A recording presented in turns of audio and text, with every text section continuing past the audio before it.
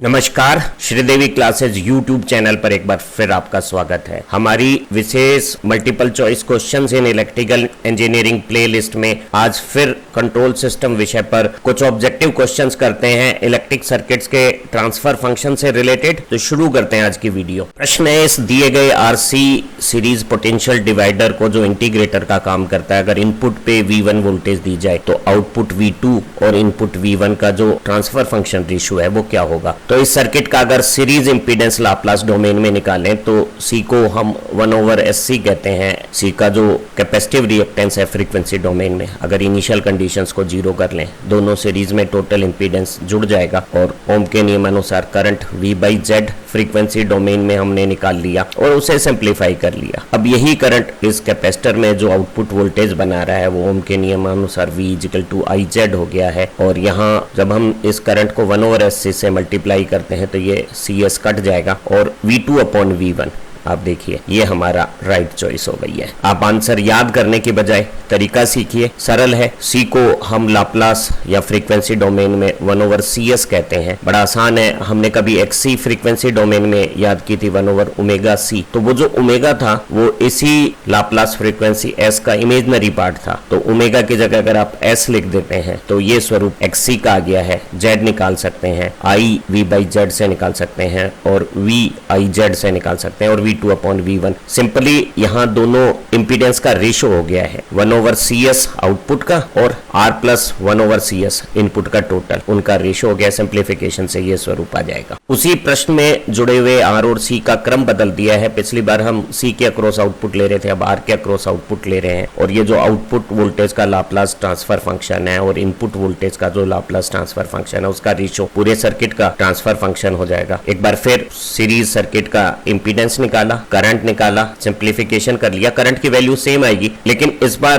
क्योंकि output voltage R के across है तो यहाँ ऊपर R से मल्टीप्लीकेशन होने पर ये स्वरूप आ जाएगा और ये जो हमारी ऑप्शन A है वो राइट चॉइस हो जाएगी। एक बार फिर हमारे डिनोमिनेटर में S की हाईएस्ट पावर 1 आई है। इस तरह के सर्किट्स को हम फर्स्ट ऑर्डर के सर्किट्स कहते हैं। एक और उसी तरह का सर्किट है जिसमें RC की बजाय RL सीरीज में है और L के अक्रॉस आउटपुट वोल्टेज V2 ली जा रही है। तो लाप्लास ट्रांसफर फॉर्म में आउटपुट वोल्टेज और इनपुट वोल्टेज के रेशियो को इस सर्किट का ट्रांसफर फंक्शन कहेंगे, वो क्या है जानना है। तो एक बार फिर हमने सर्किट का इंपीडेंस निकाला। इस बार इंडक्टर है तो इंडक्टर का लाप्लास ट्रांसफॉर्म में इंपीडेंस XL होगा। करंट उसी तरह से ओम्स लॉ के हिसाब से निकाल लिया हमने, V में Z का भाग दे दिया और ZR और SL का सम हो गया है। अब L के अक्रॉस वोल्टेज IZ हो गई है और ये रूप आ गया है। अब आउटपुट वोल्टेज और इनपुट वोल्टेज का रेशियो निकाला जा सकता है और आप देखिए हमारा ऑप्शन B राइट चॉइस हो गया है। पिछले प्रश्न में हल्का परिवर्तन हो गया है। अब इस LR सीरीज सर्किट में R के अक्रॉस हम आउटपुट वोल्टेज V2 ले रहे हैं। एक बार फिर आउटपुट वोल्टेज और इनपुट वोल्टेज के लाप्लास ट्रांसफॉर्म फॉर्म में रेशियो को, जिसे सर्किट का ट्रांसफर फंक्शन कहते हैं, निकालना है। सर्किट का इंपीडेंस फिर वही R और ये L का लाप्लास इंपीडेंस LS सीरीज में है। करंट ओम के नियम अनुसार V/Z हो गया है। ध्यान रहे कि ओम का नियम यहाँ जब हम फ्रीक्वेंसी डोमेन में निकालेंगे तो ये करंट भी फ्रीक्वेंसी डोमेन में आएगा। Z की जगह R+LS लिखने पे और इनपुट वोल्टेज अगर V1 इन S डोमेन हो तो ये स्वरूप आ गया करंट का। और आउटपुट वोल्टेज करंट में इस रेजिस्टेंस के अक्रॉस IR ओम के नियम अनुसार जब हम निकालेंगे तो ये जो स्वरूप आउटपुट और इनपुट का जो रिलेशन आ रहा है उसी रिलेशन से हम transfer function output voltage upon input voltage कर सकते हैं और कैलकुलेशन करने पर ये रिजल्ट आ गया है। जब आप पिछला रिजल्ट देख रहे थे और ये रिजल्ट देख रहे हैं तो इन्हें हम बहुत जल्दी से भी कर सकते हैं। ये जो सीरीज पोटेंशियल डिवाइडर होते हैं उनमें करंट सेम होता है, वोल्टेज उनके इंपीडेंस के रेशियो से होती है। तो ये वस्तुतः आउटपुट इंपीडेंस R और सीरीज का टोटल इंपीडेंस का रेशियो है। पिछली बार के सवाल में जब आपने L के अक्रॉस आउटपुट लिया था तो ये आंसर आ गया था। एक बार फिर देखें कि दोनों के डिनोमिनेटर में S की हाईएस्ट पावर 1 होने के कारण ऐसे सर्किट को हम फर्स्ट ऑर्डर के सर्किट्स कहते हैं। इस बार हमें एक LC डिवाइडर में C के अक्रॉस आउटपुट वोल्टेज और दोनों के सीरीज कॉम्बिनेशन के अक्रॉस इनपुट वोल्टेज है। तो आउटपुट वोल्टेज और इनपुट वोल्टेज के फ्रीक्वेंसी डोमेन फंक्शन का रेशियो ट्रांसफर फंक्शन ज्ञात करना है। इस LC सर्किट में L का इंपीडेंस और C का इंपीडेंस LS एस और 1/CS लिखने पे टोटल इंपीडेंस हो गया है। CS कॉमन लेता हूं तो ये सरलीकरण से रूप आ जाएगा। ध्यान रहे कि ये S और S मल्टीप्लीकेशन होने के बाद अब S स्क्वायर हो गया है। पहले की भांति ओम के नियम से करंट V/Z आ गया है। Z की वैल्यू अगर हम रखेंगे तो डिनोमिनेटर में S स्क्वायर है, CS न्यूमरेटर में V1 के साथ मल्टीप्लाई हो जाएगा। इस करंट को जो C में जाएगा, C के इंपीडेंस से मल्टीप्लाई करने पे C के अक्रॉस आउटपुट वोल्टेज V2S आ जाएगी S डोमेन में, और वो प्राइमरी फ्रीक्वेंसी डोमेन वोल्टेज के रूप में ये CS और ये CS कट गया है, ये स्वरूप रखेगा। आउटपुट वोल्टेज में इनपुट वोल्टेज का भाग देने पे जब ट्रांसफर फंक्शन निकालेंगे तो आप देखिए ये स्वरूप आ गया है। इसी स्वरूप को हम ऐसा भी लिख सकते हैं, आउटपुट इंपीडेंस और पूरे सर्किट का टोटल इंपीडेंस। तो यहाँ A और C दोनों राइट चॉइस है और हम यहाँ D पिक कर सकते हैं। इस बार आप देखिए डिनोमिनेटर में S की हाईएस्ट पावर 2 आने के कारण ऐसे सर्किट जिसमें दो तरह के एनर्जी स्टोरेज रिलीज कंपोनेंट है, L करंट के साथ मैग्नेटिक फील्ड में एनर्जी को स्टोर रिलीज करता है और C वोल्टेज के साथ जो उसके अक्रॉस होती है उसके साथ अपने डाइलेक्ट्रिक मीडियम में इलेक्ट्रिक फील्ड में एनर्जी स्टोर करता है। ये जो इस तरह के एनर्जी स्टोरिंग डिवाइसेज हैं एक दूसरे के साथ एनर्जी एक्सचेंज में सपोर्ट का काम करते हैं, तो जो हमारा टाइम रेस्पॉन्स है कुछ डिफरेंट हो जाता है। यहाँ S सेकंड पावर होने पर उस डिफरेंस को हम यहाँ डिफरेंशियल इक्वेशन में या इस लाप्लास ट्रांसफर फंक्शन में S के स्क्वायर के रूप में पढ़ रहे हैं। तो ऐसा सर्किट सेकंड ऑर्डर का सर्किट या ट्रांसफर फंक्शन कहलाता है। हमें एक सर्किट दिया हुआ है जिसमें तीनों तरह के हमारे circuit parameter, resistance, inductor, capacitor, एक वोल्टेज सोर्स के साथ एक सीरीज सर्किट बनाएंगे। अगर उसे t=0 पे जोड़ देंगे तो इस सर्किट की डिफरेंशियल इक्वेशंस के बारे में पूछा है। तो जो हमारी सारी सप्लाई वोल्टेज है वो R, L और C पे डिवाइड हो जाती है। R पे वोल्टेज IR होती है। अगर उस IR वोल्टेज को एक बार डिफरेंशिएट कर देते हैं, R कांस्टेंट है तो ये स्वरूप आ जाएगा। L पे वोल्टेज L di/dt होती है। अगर एक बार उस वोल्टेज को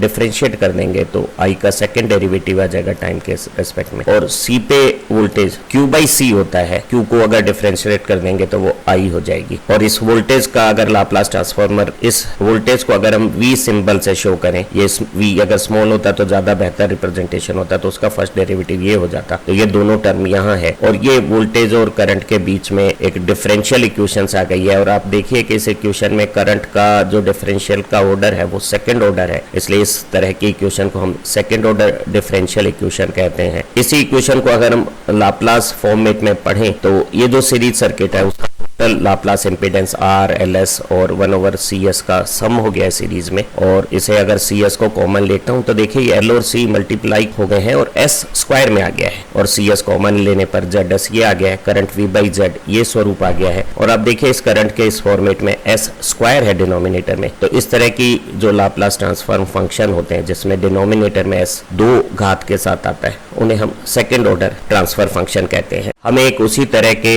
RLC सीरीज सर्किट में C के अक्रॉस आउटपुट वोल्टेज V2 लेते हुए और पूरे सीरीज कॉम्बिनेशन पे इनपुट वोल्टेज V1 लगाते हुए दोनों वोल्टेज के जो फ्रीक्वेंसी डोमेन फंक्शन का रेशो है आउटपुट और इनपुट का, यानी सर्किट का ट्रांसफर फंक्शन पूछा है। सीरीज सर्किट में हमने इंपीडेंस निकाला। हमें मालूम है L को LS और C को 1/CS इंपीडेंस कहेंगे फ्रीक्वेंसी डोमेन में। सीरीज में सारे इंपीडेंस जोड़ देंगे, CS को कॉमन लेने के बाद ये L और C का प्रोडक्ट यहाँ S की घात 2 के साथ होगा, R और C के साथ यहाँ S होगा और ये 1 CS कॉमन आ गया। सर्किट में V/Z करके करंट निकाल लिया और करंट निकालते समय ये CS डिनोमिनेटर में जब भाग देंगे तो ऊपर V1 के साथ मल्टीप्लिकेशन में आ जाएगा और ये numerator function as it is denominator में आ जाएगा। ये करंट यहाँ C के अक्रॉस आउटपुट वोल्टेज बनाएगा फ्रीक्वेंसी या लाप्लास डोमेन में। ओम का नियम V=IZ लगाने पे जब CS और CS का मल्टीप्लिकेशन आया तो ये स्वरूप आ गया है। अब देखिए जब L और C दोनों होते हैं तो यहाँ S स्क्वायर आ जाता है। ऐसे सर्किट में जब केवल RL या केवल RC थे तो S की अधिकतम घात केवल 1 आई थी और हमारा सिस्टम फर्स्ट ऑर्डर रहा था, लेकिन L और C दोनों आने पे ये सेकंड ऑर्डर हो गया है। अब आप आउटपुट वोल्टेज और इनपुट वोल्टेज में अगर आप रेशो देखें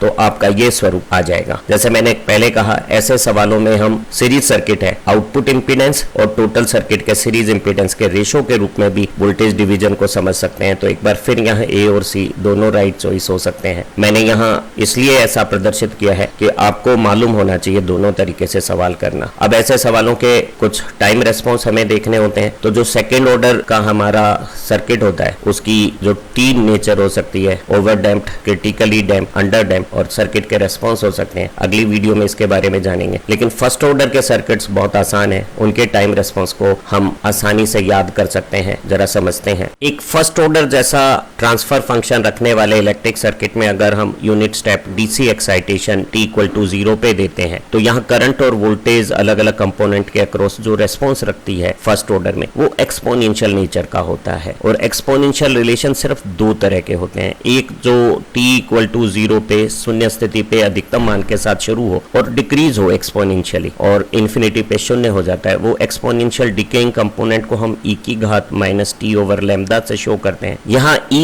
एक्सपोनेंट है 2.718 नंबर का एक शॉर्ट फॉर्म और e की पावर हमेशा डायमेंशनलेस होती है। अगर t सेकंड में है तो ये लैम्डा भी सेकंड में यूनिट रखेगा और सर्किट के कांस्टेंट का प्रोडक्ट जिसकी यूनिट सेकंड टाइम की यूनिट है उसे हम टाइम कांस्टेंट कहते हैं। तो अगर r ओम में और c फैरेड में है तो r और c का प्रोडक्ट इस RC सर्किट का टाइम कांस्टेंट कहलाएगा और ये टाइम कांस्टेंट तय करेगा कि हमारा ये जो करंट है उसका जो एक्सपोनेंशियल डिकेइंग बिहेवियर है वो कैसा होगा। जब t लैम्डा के बराबर एक टाइम कांस्टेंट हो जाए तो ये e की घात माइनस 1 0.368 हो जाएगा, यानी हमारा जो डिकेइंग कंपोनेंट है वो 63% डिके होके केवल 37% रह जाएगा। इस सर्किट में करंट t इक्वल टू 0 पे जब कैपेसिटर पे कोई वोल्टेज नहीं है, कैपेसिटर शॉर्ट सर्किट बिहेव कर रहा है तो सारी वोल्टेज R पे आके maximum value E by R रखती है। तो इस मैक्सिमम वैल्यू से अगर इस एक्सपोनेंशियल नेचर को मल्टीप्लाई कर दें तो करंट का ये मैथमेटिकल एक्सप्रेशन आ जाएगा और करंट से रेजिस्टेंस में वोल्टेज IR अगर हम देखें तो R यहाँ मल्टीप्लिकेशन करेंगे तो ये स्वरूप वोल्टेज का आ जाएगा। तो इस सर्किट में करंट और R की वोल्टेज एक्सपोनेंशियली डिके होगी और टोटल वोल्टेज R और C में डिवाइड होती है तो C की वोल्टेज जो बच गई वोल्टेज वो होगी और उसका बिहेवियर एक एक्सपोनेंशियल राइज बिहेवियर होगा। और एक्सपोनेंशियल राइज को इस नीले फ्रेम के अनुसार हम प्रदर्शित करते हैं 1 माइनस e की power minus T over lambda. जब t 0 है तो e की पावर 0 1 है और 1 में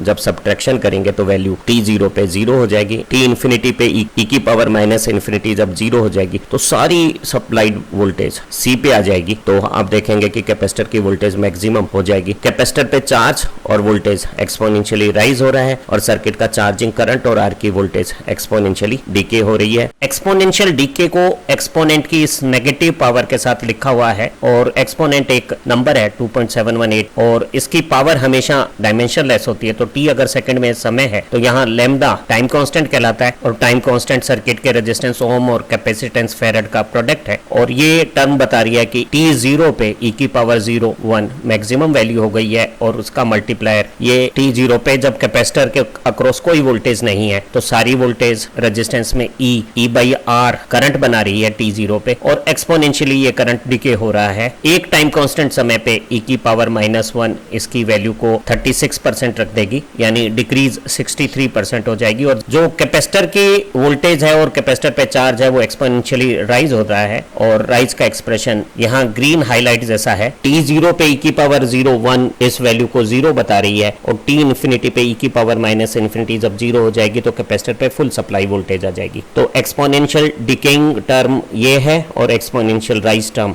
ये है और इनके ग्राफ यहाँ एक्सपोनेंशियल डिके को हम नीले रंग से और एक्सपोनेंशियल राइज को लाल रंग से प्रदर्शित कर रहे हैं। एक और फर्स्ट ऑर्डर के कंट्रोल सिस्टम का टिपिकल इलेक्ट्रिक सर्किट एग्जांपल ये सीरीज LR सर्किट है जिसे एक यूनिट स्टेप DC वोल्टेज से t इक्वल टू 0 पे अगर कनेक्ट करें और L में अगर इनिशियल करंट नहीं है तो t 0 पे L अपने करंट को बदलने नहीं देगा तो सर्किट का करंट 0 से शुरू होगा और L पे आई हुई वोल्टेज सबसे ज्यादा रेट से di/dt बनाएगी, करंट में चेंज होगा। t 0 पे करंट नहीं होने से रेजिस्टेंस में कोई करंट या वोल्टेज नहीं होगी और L में जो सबसे बड़ी वोल्टेज है वो सबसे ज्यादा di/dt करेगी। और अब आप देखेंगे कि सर्किट का करंट एक्सपोनेंशियली राइज होगा और उससे रेजिस्टेंस की वोल्टेज भी एक्सपोनेंशियली राइज होगी। वहीं इंडक्टर में वोल्टेज और di/dt एक्सपोनेंशियली डिके होगी। एक्सपोनेंशियली डिके कर्व को हम इस तरह से मैथमेटिकली शो करेंगे इंडक्टर की वोल्टेज या di/dt को, जिसका ये मैग्नीट्यूड t 0 पे e की पावर 0 1 हो गया, मैक्सिमम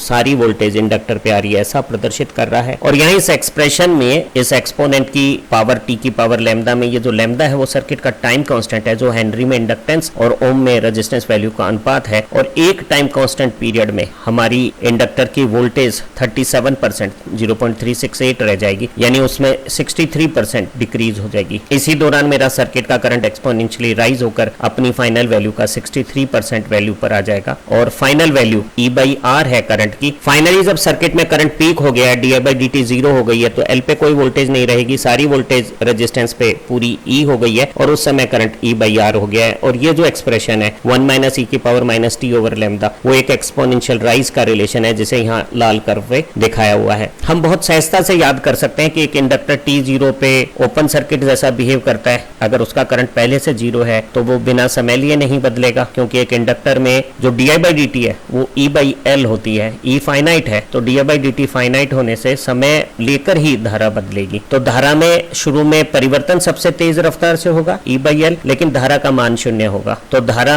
0 से अधिकतम मान पाएगी, एक्सपोनेंशियली राइज होगी, उसका एक्सप्रेशन 1 माइनस ई की power minus T over lambda जैसा होगा। और जो D I by D T है या इंडक्टर की वोल्टेज है वो एक्सपोनेंशियली डिके होगी और करंट में जो परिवर्तन सबसे ज्यादा था शुरू में वो अंत में परिवर्तन बंद हो जाएगा। आप यहाँ ये भी देख सकते हैं कि धारा जब ज्यादा परिवर्तन की दर रख रही है तो धारा में ये स्लोप ज्यादा है, और जैसे जैसे धारा में परिवर्तन की दर घट रही है, नीले कर्व से देखिए, तो धारा के बढ़ने की रफ्तार धीमी होती जा रही है। और जब धारा में परिवर्तन की दर 0 हो गई है तो धारा ने बढ़ना बंद कर देना है अनंत पे। दोनों एक्सपोनेंशियल डिके और एक्सपोनेंशियल राइज को समझ सकते हैं और एल को T0 पे ओपन सर्किट और T अनंत पे शॉर्ट सर्किट समझने से चीजें याद की जा सकती है। हमारे फर्स्ट ऑर्डर के सर्किट्स में बस 2 ही तरह के रिलेशन होते हैं, एक्सपोनेंशियल डिके और एक्सपोनेंशियल राइज। तो हम ऐसे सवाल कर सकते हैं। यहाँ हमसे ये जरूर पूछा जाता है कि एक टाइम कांस्टेंट LR सर्किट का L बाई आर और RC सर्किट का R और C का गुणनफल क्या है। तो ये परिपथ के कांस्टेंट का वो रिलेशन है, अनुपात यहाँ L और R का, जिसकी विमा समय की विमा है। और इस समय काल में हमारे एक्सपोनेंशियल चेंज जो बढ़ने वाला है वो बढ़कर 63% हो जाएगा और घटने वाला 63% घट के 37% रह जाएगा। आज के इस वीडियो से आपको इलेक्ट्रिक सर्किट के ट्रांसफर फंक्शन से रिलेटेड सभी मल्टीपल चॉइस क्वेश्चंस करने में परीक्षा उपयोगी मदद मिलेगी और आप इलेक्ट्रिक सर्किट के फर्स्ट ऑर्डर केस में ट्रांजिएंट रेस्पॉन्स को भी समझने लग गए होंगे। हम एक सेकेंड ऑर्डर ट्रांसफर फंक्शन का टाइम रेस्पॉन्स अगली वीडियो में समझेंगे। हमारी दूसरी वीडियो से आपकी विषय समझ बढ़िया बने, आप परीक्षाओं में अच्छे अंक पाएं। Have nice time. Thank you very much.